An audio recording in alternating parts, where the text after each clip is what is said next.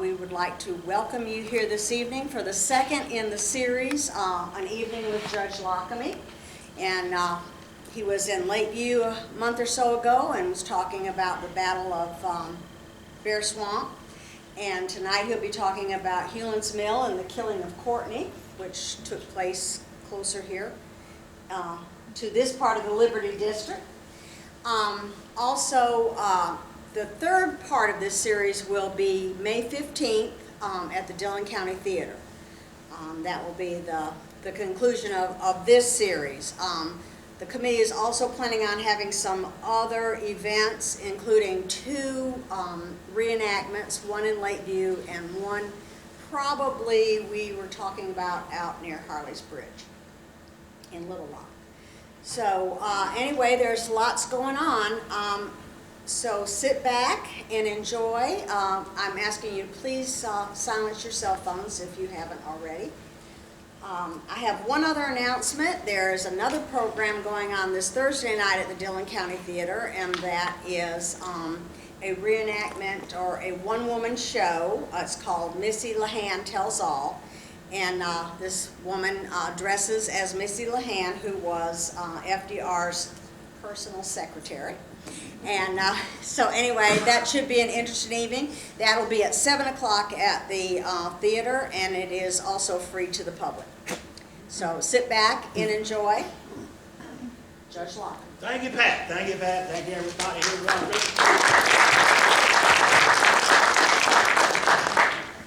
Look at that microphone. Stuck the wrong way, isn't it? There we go. Listen, I know pretty much everybody here, and y'all know me, lifelong resident of Dillon County and proud son of Newtown, South Carolina, a little section there in Dillon. But what I want to talk to you about tonight is something that I hope will help you appreciate the county we live in even more. Tell you some things you probably didn't know, because I know when I grew up, realizing that Dillon County became a county in 1910, I really didn't think that we were very significant about very much before 1910. And throughout my career and studying history and all, I've studied about John David, the first officer killed in World War I, who was from Dillon County. We've looked at things that occurred in the 20s and the 30s and the World War II, Korea, Vietnam, and the division, the fights for Dillon County to become a county from Marion that occurred in the 1890s and early 1900s until the vote in December of 1909 that helped us become a county. But I want you to think a little bit now, though, about what we did to achieve the independence of the United States of America. And I think when we finish tonight, I hope that you will, like me, have not just more informed thoughts about it, but a more appreciative thoughts about what occurred here in our state and here in the area of the state, at that time in the Georgetown district, later Liberty district, that is now Dillon County. Because the small area we have to have had three significant battles between loyalists and militia of the patriots, that's kind of significant when you think of that. It's important for the small area that we are. And to have no right now concrete evidence that Francis Marion was here, but to know that his influence and his people were here, and he was aware of what was going on here, and actually in one of the instances, the one you're all involved in here in this area, he was involved in planning it and gathering the things together, and was involved in the Commander Abel Cole, who lived over towards Marlboro County. But I want you to just sit back and think about Dillon County not as a county that's been in existence now 115 years last month, but a county area people, because we have with us in this room several people who are related to some of the people I'm going to talk about tonight. Their ancestors were fighting on both sides of this cause of whether we should stay with the King of England and stay as a colony, or whether we should become independent. The state of South Carolina has started, we'll talk about, this 250th Commission. Pat mentioned the Dillon County 250. They asked that each county form a committee to recognize the 250th anniversary of the Revolution and the Declaration. And the county council, through their graciousness, authorized this committee, and I'm a part of the committee, and I'll have to introduce several other members of the committee later tonight. And what we're going to do is try and bring to the public's attention, and not just those of us in the county, but also people driving along 95, people who would like to travel the state and find out where all the significant things were, to make them aware of our involvement. Let's though begin from the beginning. We've got the 250th Commission. That's the official emblem of it over there, the 250th. And of course the American flag there and the Dillon County flag. All counties don't have a flag. We're very fortunate to have a county flag that was designed by Elizabeth Hendricks back in the 1950s to get ready for our 50th anniversary of our celebration of our founding in 1960, and we unveiled the flag then. And so we got the Dillon County 250th, talking about America's 250 years of independence. And I have on the top corner up there the word Civil War. I'm not talking about that period of time of 1861 through 65. I'm talking about the period of time of the American Revolution. Because in South Carolina, more so than any other place in the nation, we had a civil war. We were killing each other in the name of independence, in the name of England, in the name of remaining as a colony, in the name of being an independent nation. The Civil War was raging like the dickens in this area, right where we're sitting here right now. And I'm going to tell you some of the events that occurred. But before I do, and I'm going to try to move around here, can you all still hear me? Can you hear me up in the audience up there, back in the back there? How y'all doing? Y'all can hear me over there. Good. Please, can you use the hand mic though, because we're recording? Oh, I forgot. Let me try if I can get it out here. Is it working, or did I cut it off? Hello? Hello? Is that working? That's not working. Now it's working. The first slide just basically tells the beginning of this. Give me the next slide, if you would, John. The state of South Carolina, realizing that in South Carolina, there were more battles fought in our state than in any other state. 1/3 of the conflicts in the Revolution were fought in South Carolina. Most of those were fought during the last 2 years of the war. And we're going to find out why tonight. But so about 5 years ago, some people said, you know, South Carolina, no one thinks about us as part of the Revolution. They think about secession, and they think about our evil nature of having slavery in our state in the 19th century. And they think about our other involvement in things, and think about the historical nature of Charleston. But many people don't realize what we did in the Civil War. And they think about Boston, the Boston Tea Party, and things of that nature.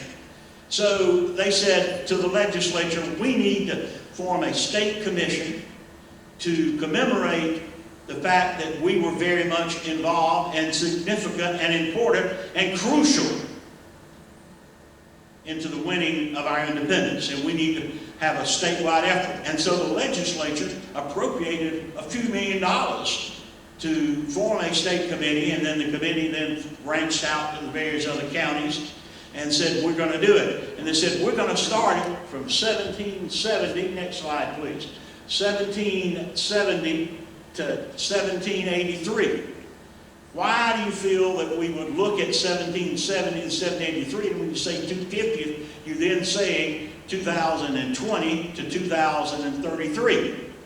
The reason South Carolina wants to recognize 1770 is, if you go to our next slide there, you'll see that that's the year, that's the month March 5th. Hey, March 5th.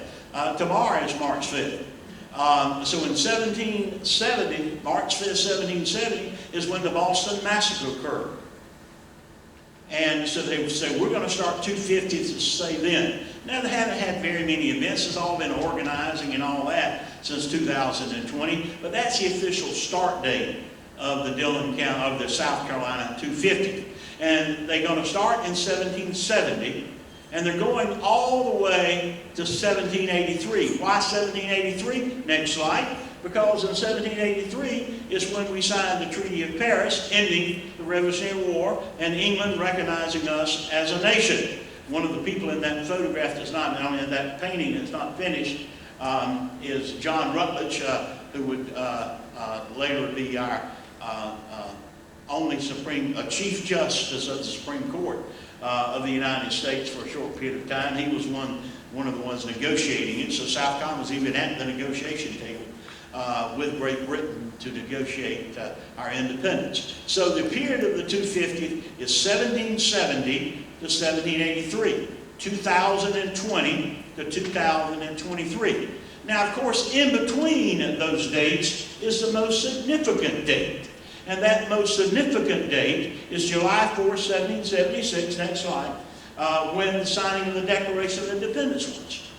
And that's where we're really going to try to highlight what occurred in Dillon County. We're really going to try and highlight the importance of the 250th. And the state's going to be doing the same. Also, the nation, the United States of America, they have now formed a 250th recognition. But they're focusing on the Declaration of Independence, of that being where they're going to recognize 250th anniversary of that, just like in 1976 when we had the 100th anniversary of the Declaration of Independence. So the nation is looking at the 1 year, 1776, but we in South Carolina are trying to do things for several years. In Dillon County, we're going to focus also on the 1776 year. But the events that occurred here in Dillon County all occurred in the 1780s, as we'll find out. But the major year is 1776, or to us, 2026. And the things that we're going to have going on, and we'll tell you about in a second, is going to be really our focus mainly on 2026 and the year thereafter. So if you would, go to the next slide, John. The Revolutionary War. As you all know, and we remember in school, the arguments about the Stamp Act, no taxation without representation, and finally the firing at Lexington and Concord on April the 19th, 1775, and us beginning a battle with Great Britain, not for our independence initially. Sometimes we forget this. We never, ever declared independence until we've been fighting a year and a half, almost. July 76, and the first shots were fired in April of 75. For over a year, we were fighting without declaring independence, fighting to somehow settle the dispute with Great Britain, to somehow get England to recognize our rights as Englishmen, to recognize our freedoms, and we would be happy to stay as a part of the British Empire. It became clear, though, that that wasn't going to happen. That wasn't going to happen. And so finally, in the spring and summer of 76, we declared our independence. But even in South Carolina, in 1776, we still hoped that things would work out. We hoped that somehow we'd maintain our membership in the British Empire. In March of 76, after we'd been fighting in over a year, people arguing back and forth and everything else, And England had called its ambassador, its chief justice home, had called its governor home, had called all the officials that were in the colonies home because they felt it wasn't safe for them to be here. Just like today, when we see unrest going on in many other countries, we see where we call our officials home, back to the States, because we're afraid of their safety. So all these officials left South Carolina. South Carolina said, goodness, we've got to have some mechanism for government. We've got to have some mechanism to operate the roads, to operate the court system, to operate law enforcement. And so in March of '76, South Carolina prepared and signed and began with a provisional constitution. And if you look at that constitution in March of 1776, it sets up a court system. It sets up a system of law enforcement. It sets up a system of representation. But the top of it says colony of South Carolina, and it also says provisional constitution. And within the constitution in March of '76, remember, March of '76, we're only a few months away from the Declaration. But in March of '76, in that constitution, we say until the hostilities between us and our mother country, England, ends, and we hope that occurs. We hope we work something out. So in March, we were really hoping things would work out, but we didn't know. So we were very much having a lot of people in South Carolina who hoped things would work out. But until then, we said we got to fight on until they begin to recognize our rights. In the summer of '76, in June, England said, let's send a armada, ships, into Charleston and see if we can get into Charleston, and maybe then we can get all those people we know who care for England, and maybe they will agree to talk some sense into those firebrands up in New England and New York, and America will stop fighting. Well, it wasn't successful. It wasn't planned very well by England in June of '76. And they basically shot cannonballs into Charleston, and some of the militia under Colonel William Moultrie, they put up little logs, palmetto tree logs, and as you remember from our school days, the cannonballs bounced off the logs because they had a little cushion, and it didn't knock things down, it just bounced over. And then you had a guy named Jasper, a sergeant in the militia, that Moultrie had a flag that he designed himself for his unit, that was basically a dark blue flag like the one we have now, and with a gagne, not a crescent moon, but a gagne, the thing you have when you're fighting with swords and all that to make sure your neck doesn't get cut to protect you. And it was that gagne there was a representation of the Moultrie troops, and so that was there above the logs, and when one cannonball knocked the flag down, Jasper, remember, got on top of the logs and put the flag back up. That famous scene, we all feel so patriotic when we see it. By the way, Sergeant Jasper is one of the few people that have two states with counties named after him. He has Jasper County, South Carolina, and he then later fought in the Revolutionary War in Georgia, where he died and was killed. And they have a Jasper County in Georgia also. And if you go to Savannah, they have this hall of monuments, a street of monuments, and have a monument to Jasper there. But he's also our hero from Charleston. But the British then, they were unsuccessful in June of '76, and so they left. Well, all that did was basically embolden those who wanted independence in South Carolina. Our representatives at the Continental Congress had not decided that they were going to vote for independence.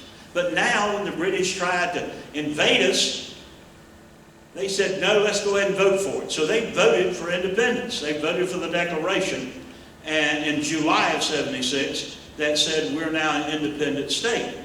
If you'd had a vote on that in South Carolina, it may not have won. It may not have won, because you had many people in this state, in this colony, who basically said, no, why do we want to leave the most powerful nation in the world? Why do we want to leave the most free nation in the world? We can work this out. But our representatives, they voted for independence and signed the Declaration of Independence. From that date on, really, there wasn't a lot going on in South Carolina during the Revolution. Most of the action in the Revolution was going on in Maryland, was going on in New York, was going on in Massachusetts, was going on in Pennsylvania. You had Valley Forge, you had Battle of Brooklyn, Long Island, you had Bunker Hill, and you had other battles in Massachusetts, you had battles in Rhode Island, and you had battles in Virginia and Maryland, Brandywine. But South Carolina basically did not have much going on from 1776 on. One thing that was going on was this. I told you about how the British had left, and we were basically had to form that provisional constitution.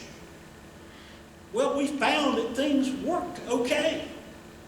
We have in the archives in Columbia a copy of all the court cases that occurred from March of 76 all the way into May of 1780.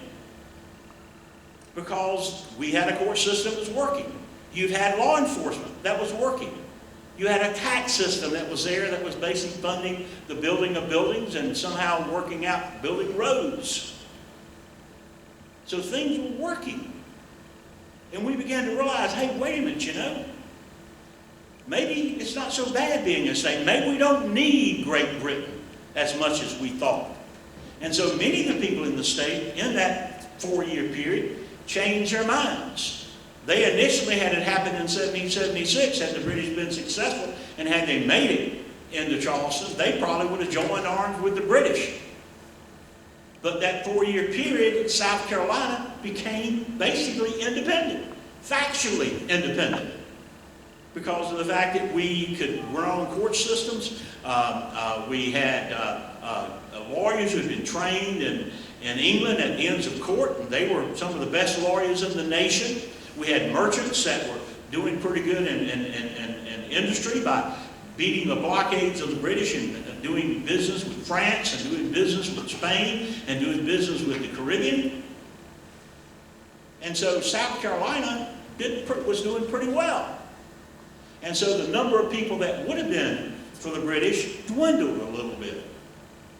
Well, once again, we watched the revolution from afar as far as those who were not in uniform. Now, we had people in the Continental Army, and we had militia drilling all the time, getting ready for things, and you had arguments and fights back and forth in South Carolina about those who said, no, we need to stay with the British. What's going on? We don't need to be independent. You know, arguments, but not bloodbath like what was going to happen very shortly. Because all this changed in the May of 1780. Let's see the next slide. In May of 1780, the British, who basically had a stalemate with George Washington and the armies in the North and the Mid-Atlantic states. And plus they had a bad loss at a place called Saratoga, where an entire British army had to surrender to a general with the Continental Army named Horatio Gates. And after that happened, the French said, we're going to recognize America as a nation. And since America is recognized as a nation, we're signing a pact with them that we'll defend them if they're attacked, if they defend us if we're attacked, and the British are attacking them, so we're going to defend them. So we're going to send troops over to help America, and money. From 1778 on, the French were here helping us. But even with the French help, the war was not lost by the British, and the war was not won by the Americans. It's more like a stalemate. So the British said, you know, we had this idea in 1776, this idea, that the South has all these people who are patriots, and their view the word patriot meant they were loyal to the king, loyal to England.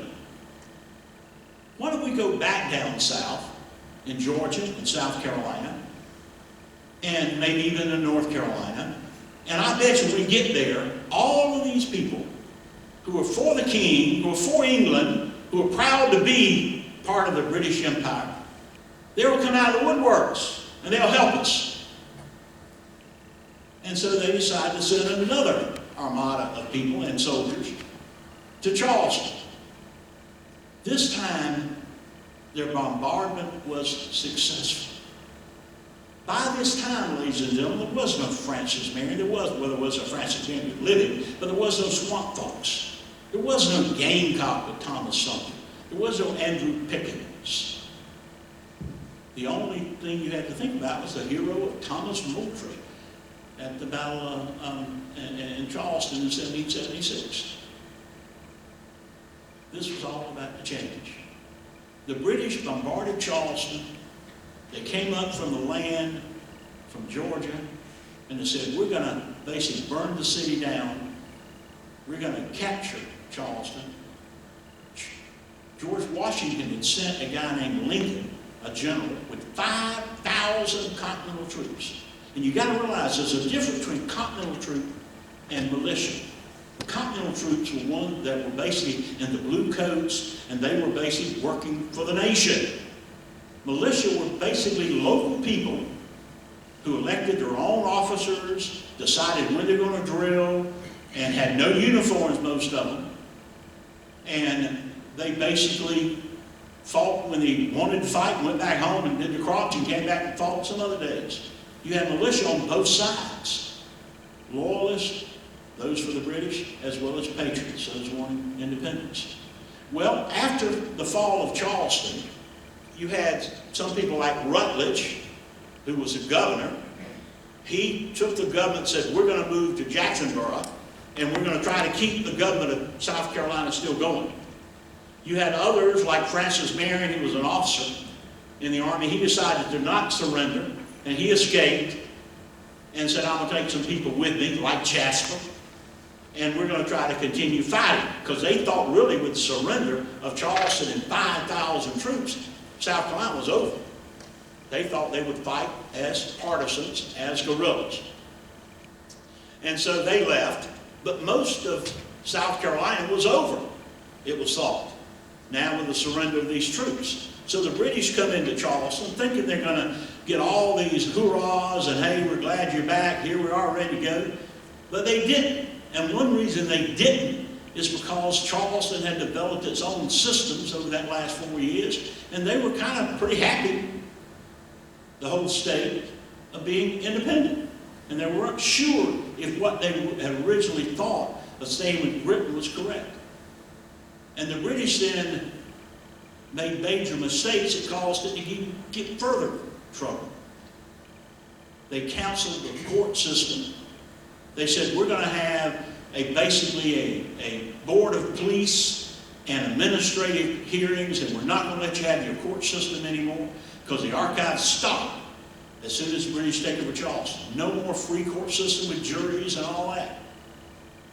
And so many of the people who would have been for the British began to change their mind also. So that now, instead of getting all these people that were for you, you've created a lot of people against you. Well, in the hinterlands, people didn't know all that. They still, many of them still felt like, hey, we're Englishmen. We want to be part of Great Britain. And in this part of South Carolina, in the Georgetown districts, it was that way. Those people had argued over the dinner table, had argued over maybe when they were putting in crops together about whether you should be English or American and all that. Now, you had British troops who were there ready to support you.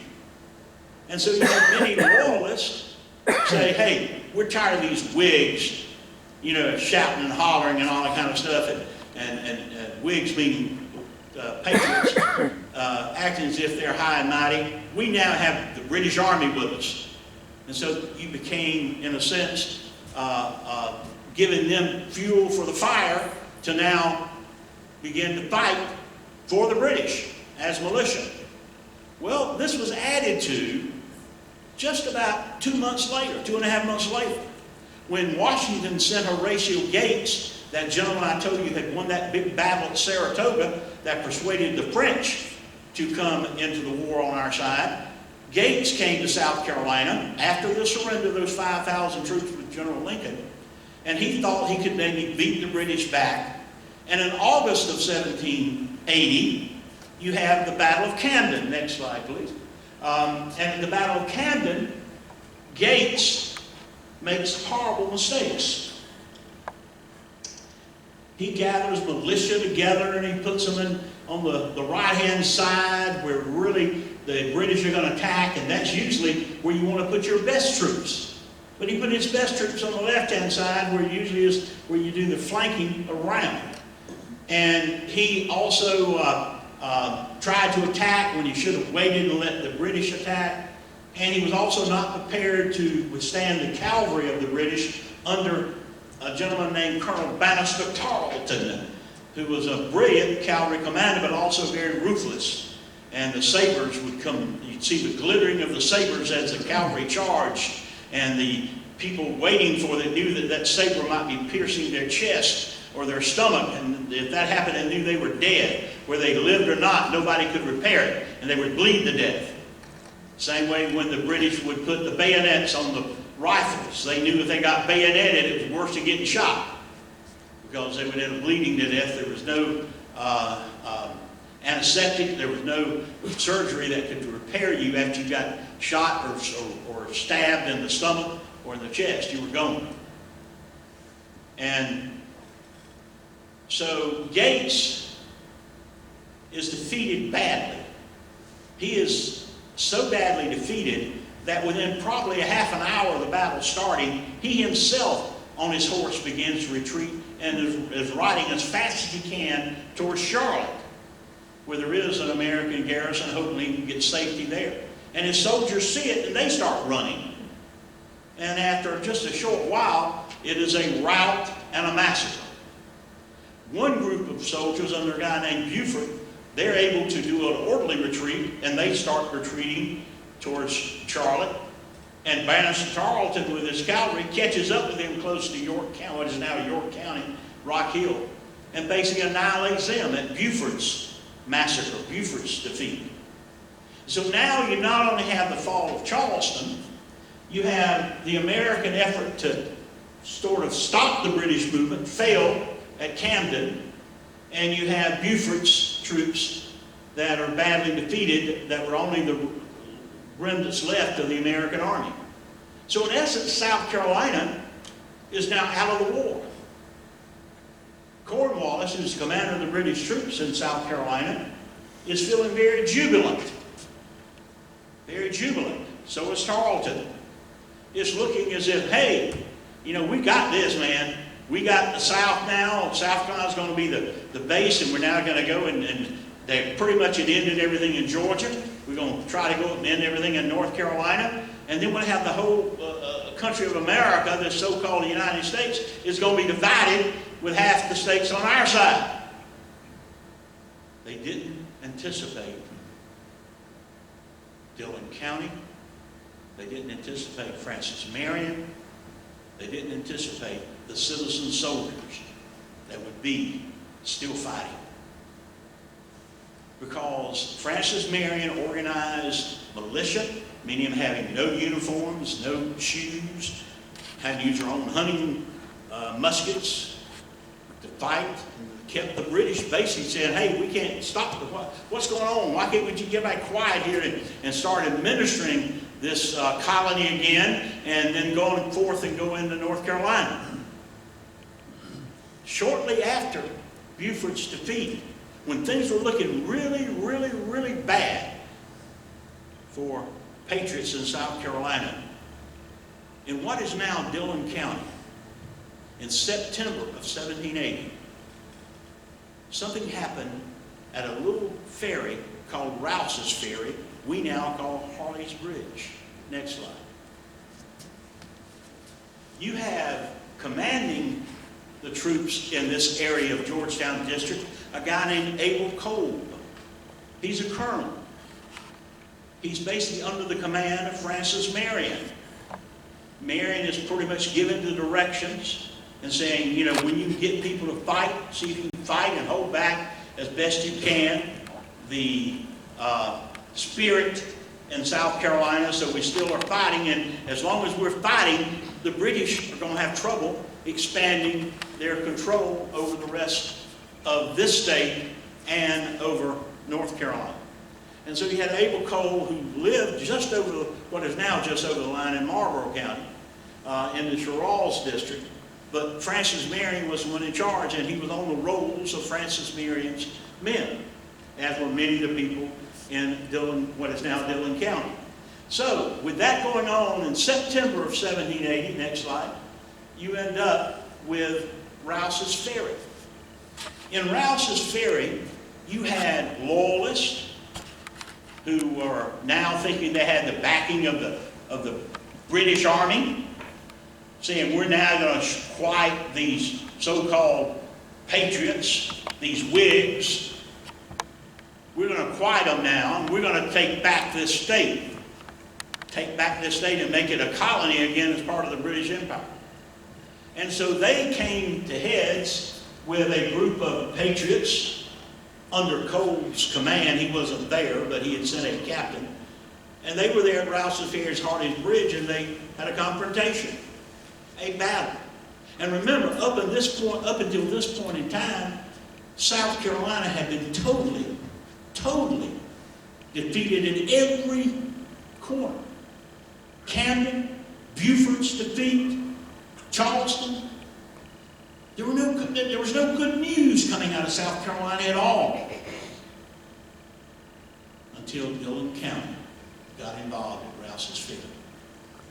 At Rouse's Ferry, the patriots, the militia, held their own and defeated the Loyalists, defeated the Tories, who then had to retreat. Most of them retreated back into North Carolina. Some tried to find British troops to somehow get aid. But now we had a victory. Now we had something to fight for.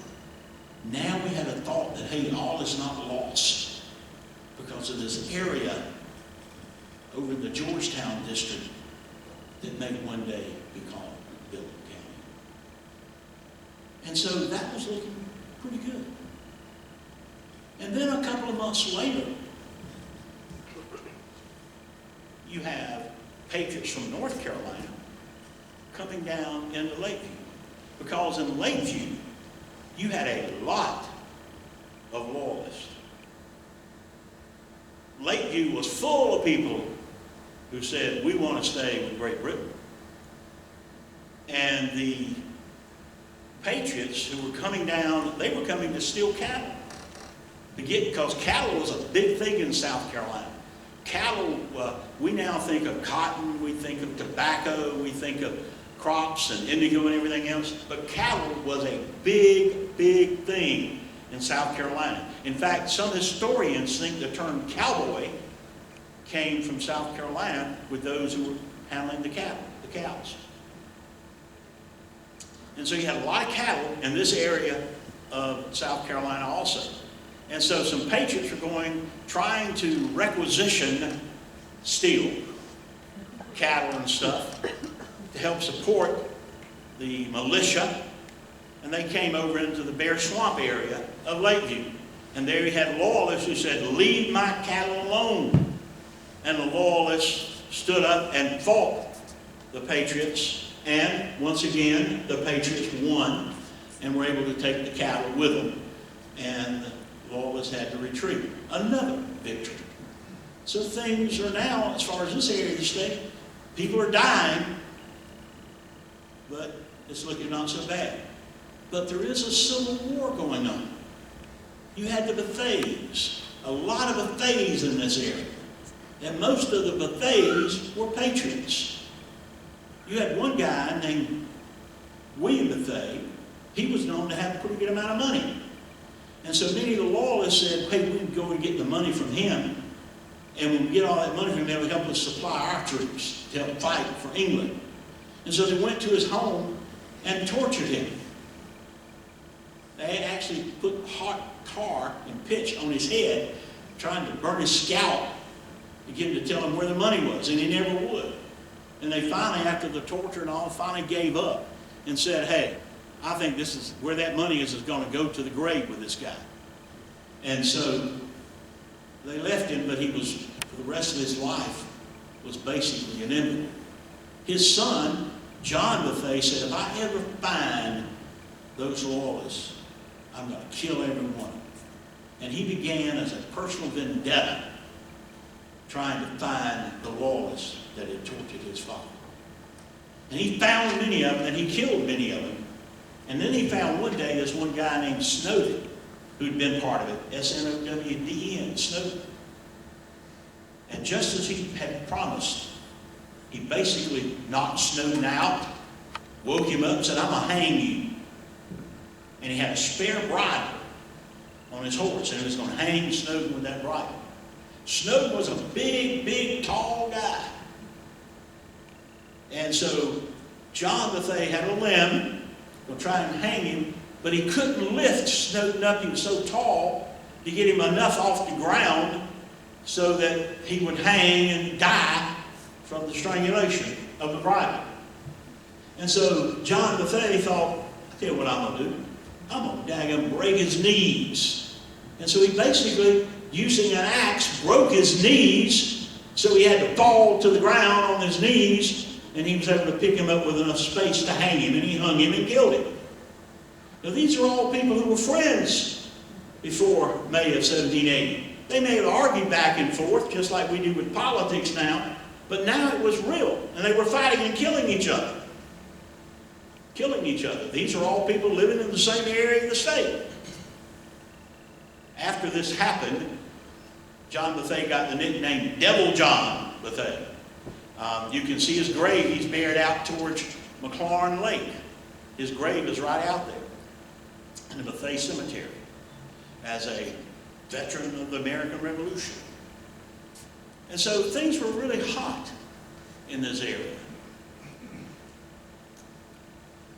But then, after our victory of the militia that occurred at Rouse's Ferry and Bear Swamp and other places around the state, Washington had finally sent more troops down here to try and see if there's some way to beat back the British. And the British had found that they did not have as many supporters in our state as they had hoped. And so in January of 1780, Tarleton and the British Army met Daniel Morgan and the American Army at Cowpens up in Spartanburg, thinking to get rid of this army, everything would be over. Morgan devised a brilliant battle plan that resulted in an American victory. So then you had the British on the run.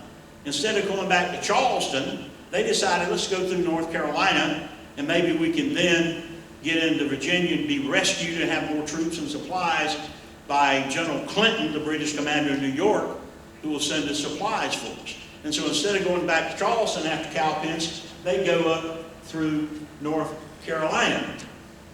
And they have another battle at Buford's Courthouse, and they keep going, and finally, as we know, in October of 1781, they're trapped at Yorktown, where they finally surrendered, the major British army.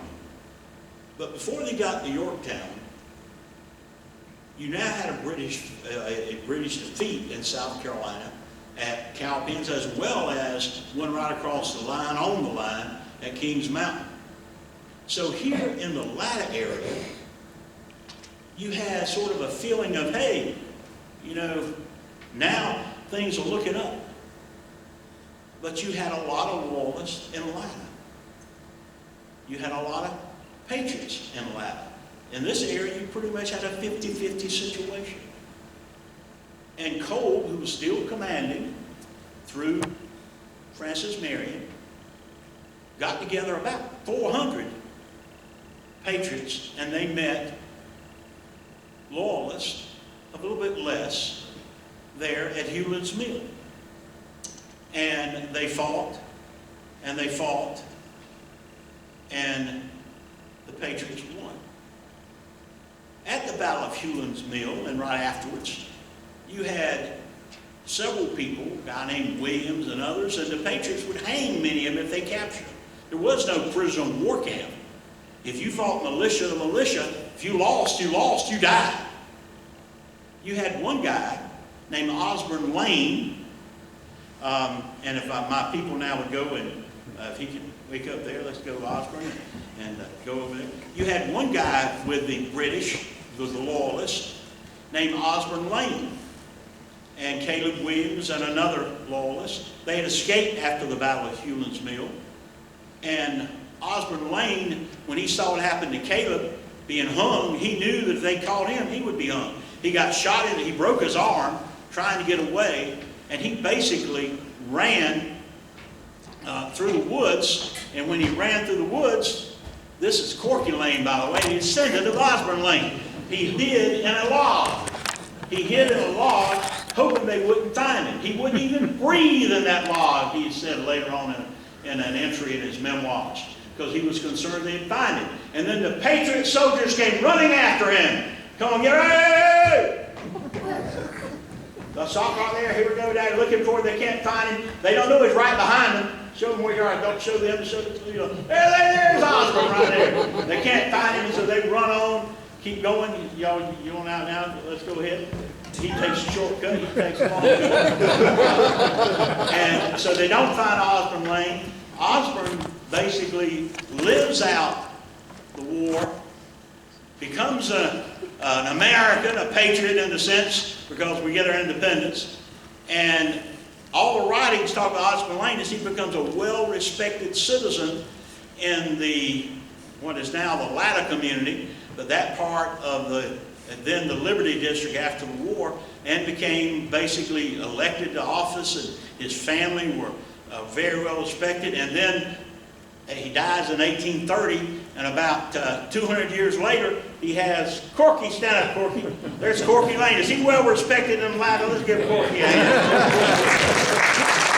Corky, I hope you changed your mind now. You're for independence, right? All right, good, good. Those two patriots looking after you, trying to kill you, changed your mind. But so we have actually people who were descendants, and I think someone else here is a descendant of Osborne Lane. Wasn't there another lady who said over here got several people who are descendants of Osborne Lane. I'm not sure if y'all knew he was a loyalist. I assume you did.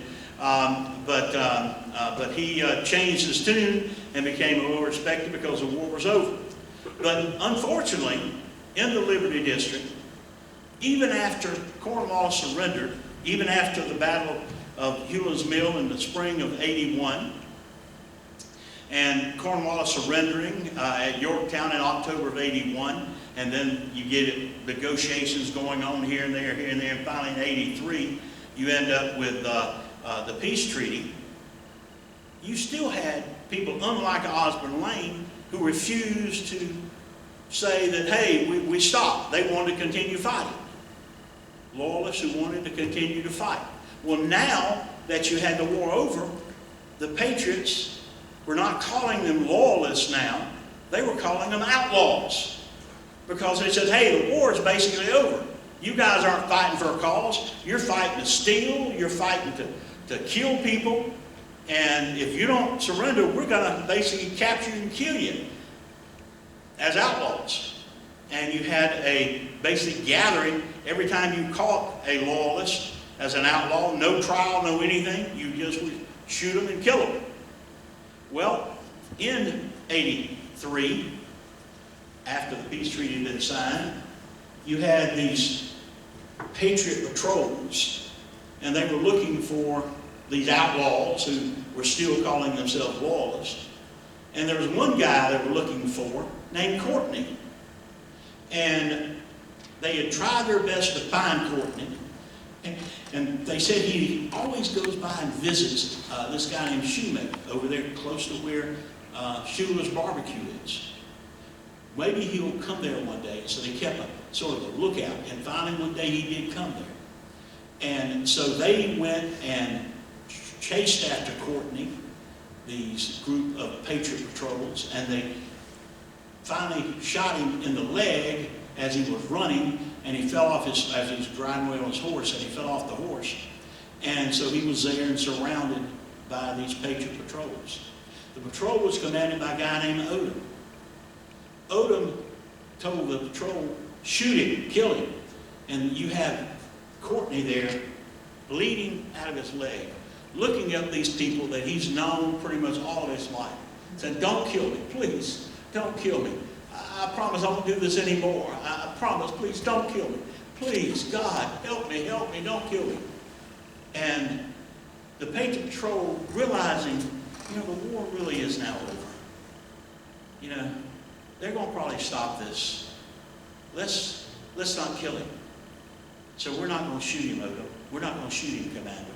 Odom said, if you're not going to shoot him, I will. And so Odom grabbed the musket, and with Kourtney looking and begging, Odom shot him right straight in the head and killed him. Everybody looked at Odom and said, you just killed him. And Odom said, it was necessary. Well, shortly thereafter, things stopped, and things calmed down in this area, and you didn't have the conflict and the fighting going on. Kourtney was about the last one to die. But they said Odom, for the rest of his life, he would become delirious and would say Kourtney's name and would shout, dear God, what have I done? Dear God, Kourtney, I'm sorry. And he would relive in his mind Kourtney's face looking and begging as he shot him with that musket. It's almost like, ladies and gentlemen, what we now call PTSD was maybe began, as far as recorded times, with Odom. Maybe the first recorded case of PTSD was right here in Dillon County. Because when he dies, they say some of the last words on his lips were Kourtney. Abel Kolb, that I showed you earlier there with Francis Marion, a very respected colonel and leader. After Kolb had basically won the battle here at Hulin's Mill, he said, now that the British had basically, most of them have left and gone through North Carolina and have gone into Virginia, where they're going to be basically bottled up in splendor. He didn't know that. But he said, I think things are going to calm down now here in this area of the Georgetown district. And he goes back to his home in April of 1781 into what is now Marlborough County. And loyalists say, we're going to murder that guy. He's the stimulus for all these patriots. And they go to Cole's home and say, if you don't come out, we're going to burn your house, and basically your wife and children, everybody's going to die. He walks out and faces these loyalists in April of 1781, just a few months before the war is going to be over. And they shoot and kill him, murder him right there in front of his wife and children. And he's buried right there across the line in Marlborough County. There's a historical mark about Cole. Francis Marion, in his entry a few days later, writes, Cole died and replaces Cole with another commander. Which, of course, is not that necessary now, because things are calming down, getting quieter and quieter. And there really is, other than the killing of Kourtney and some of the outlaws, there are no organized battles after that in what we call Dillon County. But just think about it. Little Rock, Lakeview, Latta, the significance of what occurred to win the independence of the United States of America. Next slide. We have organized with our group, and I want our group to come up so that's with me. Johnny, I'm sure you can't come up because Johnny's back there with the slides. Come up if you would, Justin. Where's Pat? Pat, come on up. And who, do we have anybody else with our committee here tonight? Where's David? David Longacre. Come on, David. I always say short acre, bad acre, old acre.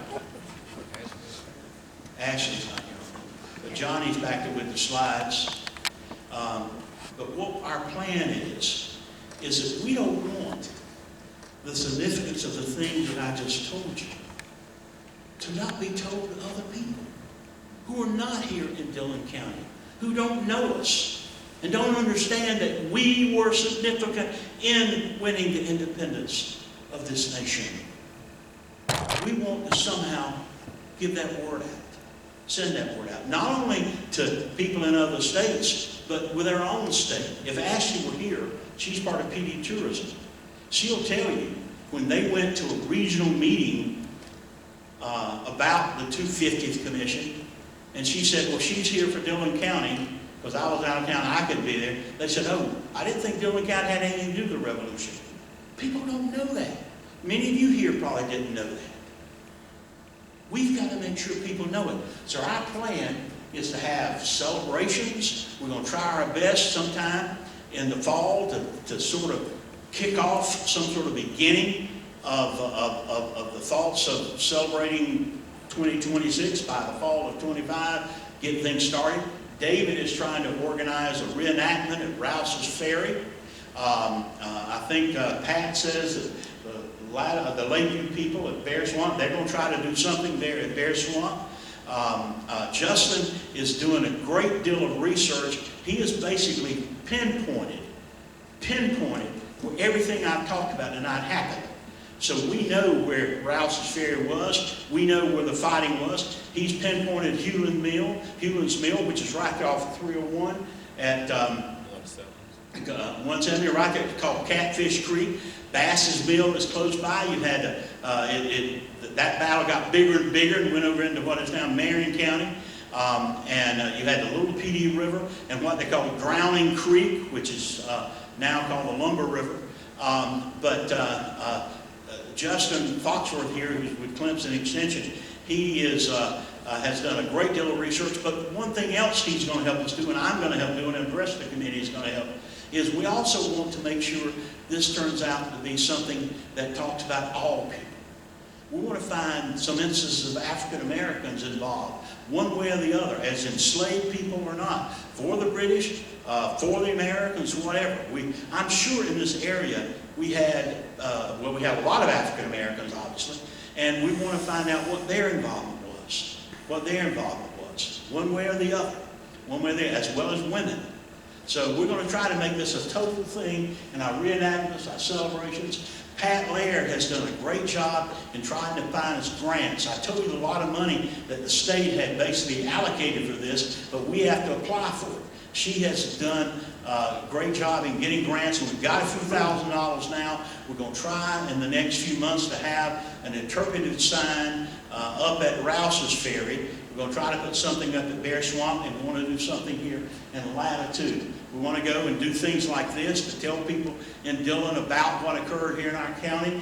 We want to go to the schools to do it, and we also need local steering committees. Alan, I see you out there. Other people here in Latta. I wish y'all would somehow see if you can get us about 7 or 8 people and form a Latta steering committee. So we're trying to do something at Hulin's Mill, trying to do something about the killing of Kourtney, trying to somehow recognize what went on in this area of the county, that the steering committee can be basically the arm to get it done here. So we need a steering committee for the Latta area. And I'm going to try, I told Justin we're going to try to work up some sort of little play or something about Dillon County. We thought about, who knows, Francis Mayor may have come through here. So we're going to try to work out something there. And also we're part of a PD region now. They know now that Dillon County is not going to stay quiet. They know that we are proud of what went on here. And we have many times in the meetings, as Pat was there a couple of times, when they tried to show everything about everything but Dillon, we've interrupted them and let them know about what our involvement was. And I think we've got their attention. And so we've got the state's attention also. So next slide, Johnny. So basically, what we want to say is that we want Dillon County, and where's my man, Larry? Where's Larry? You got it? If you would, you can get it up low for me. What we want to do is this. I told you about the 3 significant things, as well as killing of Kourtney and everything else that has occurred here in what is now Dillon County. We as a small group of committee, we can come and talk to you all and things of that nature. But unless we have involvement of the whole county, not much is going to happen. So basically what we want to do is to somehow get Latta involved, Lakeville involved, Dillon, the whole county involved. So ladies and gentlemen, with this committee, with Johnny, with our basically plea to you as fellow members of this community, we hope that you will stand together with us for Dillon County 250. Thank you very much. Thank you very much.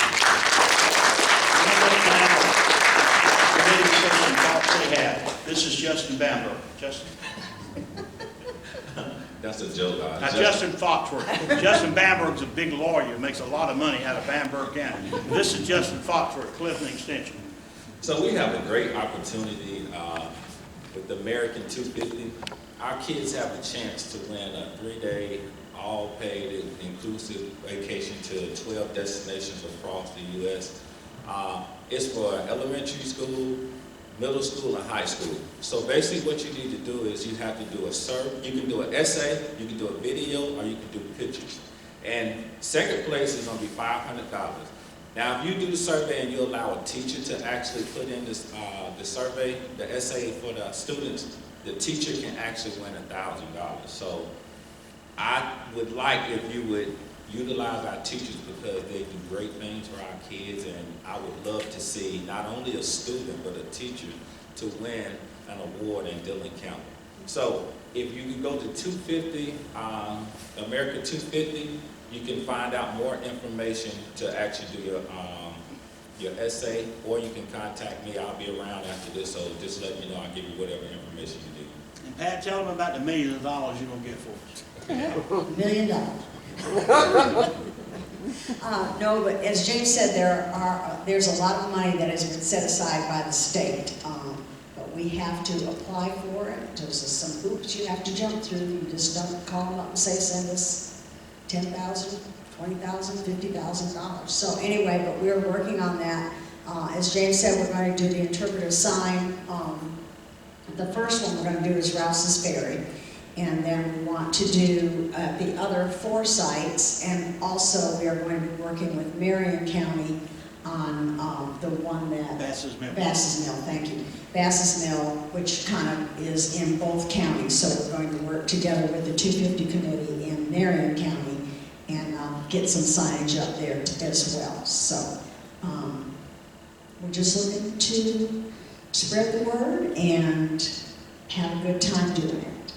All right, and David, tell them all that shooting's going to happen in September with the reenactment of Rouse's Ferry.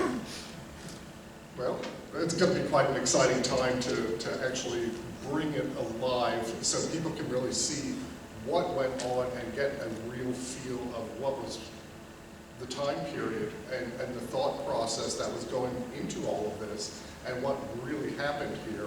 So we're inviting everybody to come out and see those reenactments, the one by Rouse's Ferry and then also over at Bear Swamp as well to really participate. See, we can do one in Hulin's Mill too, man, it'd be great. I mean, you had the biggest group of people there at Hulin's Mill of all 3 areas. Corky, are you going to be available to do that part? Can you run and hide to the log for us? I can hide very well. And by the way, as we've mentioned, Corky, let's also mention our patriots today. Stand up, if you would, Deacon and Oakley Snipes. Here we are, the patriots.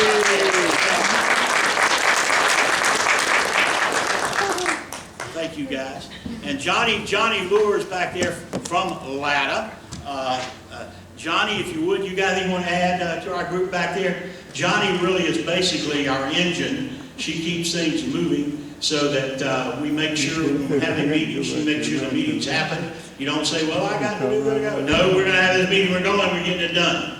And I want to thank Eleanor Powell, too, for getting things together tonight. Do y'all have any questions or comments at all from the audience about Latta's involvement or what we have here in Dillon County or the committee? Any at all? Because we really... Yes, sir. Just other than like contact information, just contact Johnny or Clark or somebody that's kind of like... Yeah, Johnny would be a good one to contact, but she pulls all our strings. So you get with Johnny and we'll all react. We'd love to have anybody who wants to volunteer, say you want to be involved, let Johnny know and we'll get you involved. Especially if you want to say you'd like to sort of help form a steering committee for this area. Because we do need some sort of steering committee for this area. Yes, get Johnny, and please, we hope to hear from you then. Anyone else? Anyone else here from Latta? James, would you like to give up my phone number so they can call me and I can make 841-555 something. What is it? 843-841-5520. I got it. 841-843-841-5520. 843-841-5520. We don't have a website, do we yet, Johnny, do we? Through Dillon County or the city of Dillon? Yes, we do, and we can put it on that too. And we also have, Ashley can do it on the PD tourism one too.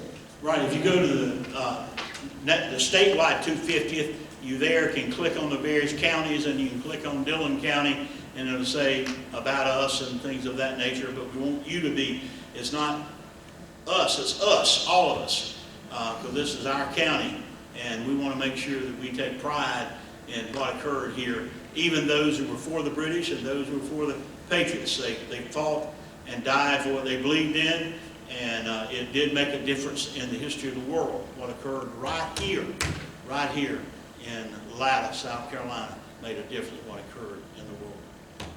Anything else from anyone at all? I want to thank y'all very much for coming.